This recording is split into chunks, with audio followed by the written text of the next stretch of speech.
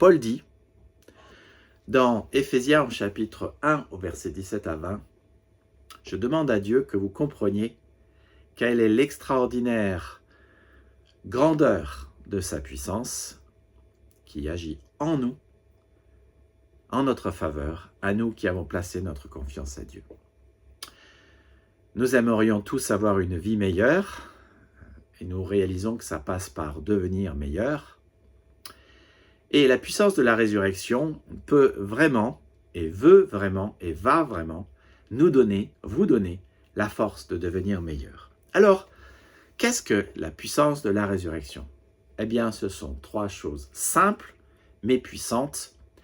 Et je veux vous inviter à vous abonner et à écouter chacune de ces choses et à recevoir ces vérités qui proviennent de la parole de Dieu, la Bible, et qui peuvent vous faire beaucoup de bien.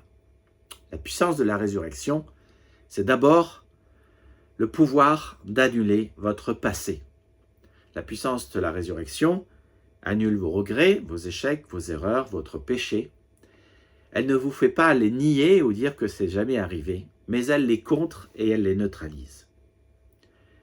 Si vous êtes comme moi, vous avez certainement un jour commencé un projet et voulu tout recommencer. Par exemple, vous peignez une pièce et vous vous rendez compte que c'est loin d'être parfait et vous aimeriez tout recommencer. Beaucoup de gens ressentent cela à propos de leur propre vie et disent « j'ai tout gâché, c'est ma faute, si seulement je pouvais tout recommencer ».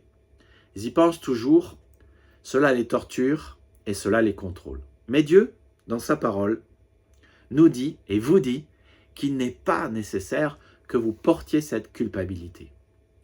Par la puissance de la résurrection, il nous a fait revivre avec le Christ, il nous a pardonné, il a pardonné toutes nos fautes, il a annulé le document qui nous accusait et l'a cloué à la croix. Notez que Dieu pardonne toutes vos fautes si vous croyez en lui, cela parce que le Christ a payé pour toutes vos fautes et vous n'avez plus besoin de les payer.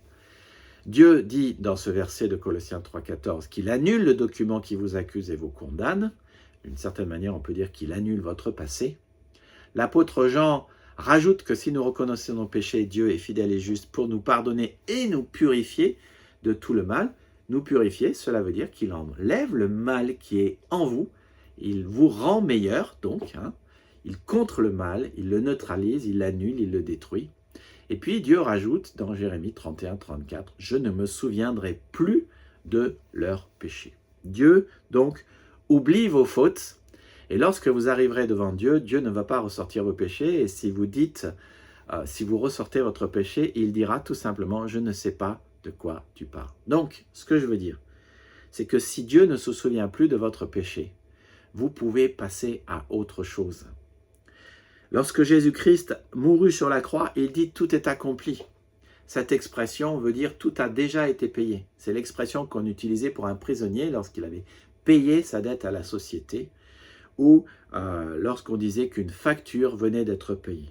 Alors, si vous réfléchissez, quand vous avez une facture qui a été payée, vous n'y pensez plus, n'est-ce pas? Non, vous pensez à autre chose. Donc, arrêtez de penser à ces regrets, à ces choses qui contrôlent votre vie.